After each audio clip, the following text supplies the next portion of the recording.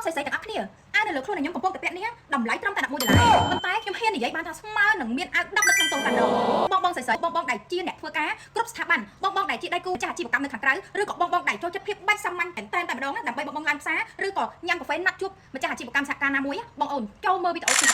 ខ្ញុំហ៊ានធានានឹងហ៊ាននិយាយអះអាងនៅក្នុងវីដេអូនេះថាអាវតែមួយស្មើនឹងអាវ10នៅក្នុងតូនបងអូនអាវមួយប្រភេទនេះបងអូនអាចពាក់ទៅជាមួយនឹងខោសាច់កណាត់បែបនេះទៅធ្វើការបងអូនទាំងអស់គ្នាខ្ញុំហ៊ានធានាជូនថាស្អាតសុភាពថ្លៃថ្នូរខ្លាំងមែនតើតែម្ដងបងអូនទាំងអស់គ្នាបងអូនទាំងអស់គ្នាបើសិនជាបងអូនធុញក្នុងការទៅលុយជារៀងរាល់ថ្ងៃបងអូនជាមួយនឹងអាវនេះបងអូនមើលមិនបាច់ទៅលុយទេបងអូនចាពាក់ជាមួយនឹងខោកណាត់ទៅធ្វើការស្អាតខ្លាំងមែនតើតែម្ដងបងអូនទាំងអស់គ្នារាងកែគឺចេញមកបែបលះតែម្ដងបងអូនចា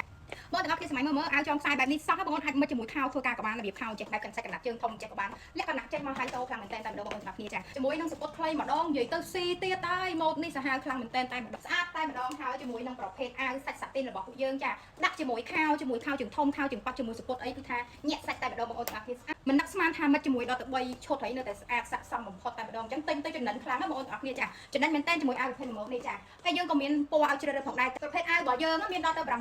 បងអូនទាំងអស់គ្នាមានដល់ទៅ6ពណ៌ចាមានដល់ទៅ6ពណ៌បងអូនទាំងអស់គ្នាពណ៌ទី1នេះគឺពណ៌ក្រហមបងអូនចាពណ៌ក្រហមស្អាតខ្លាំងមែនតើសាច់ឡើងរលាស់ចាបងអូនទាំងអស់គ្នាពណ៌ទី2គឺពណ៌ទឹកសណ្ដែកចាបងអូនពណ៌ទឹកសណ្ដែកភ្លឺរលាស់រលងទុំស្អាតខ្លាំងមែនតើហើយបងអូនអើយចាពណ៌ទី3របស់ពួកយើងគឺពណ៌ឈូកពណ៌ភេងណាបងអូនទាំងអស់គ្នាពណ៌ឈូកនេះគឺឈូកស្រាលឈូកស្អាតឈូកសាមញ្ញឈូកសុភាពស្អាតមែនតើបន្តមកទៀតពណ៌សបងអូនចាពណ៌សបងអូនមើលអូយមកជាមួយសពុតក្រហមកាន់តែស្អាតទៀតហើយបងអូនចាពណ៌ស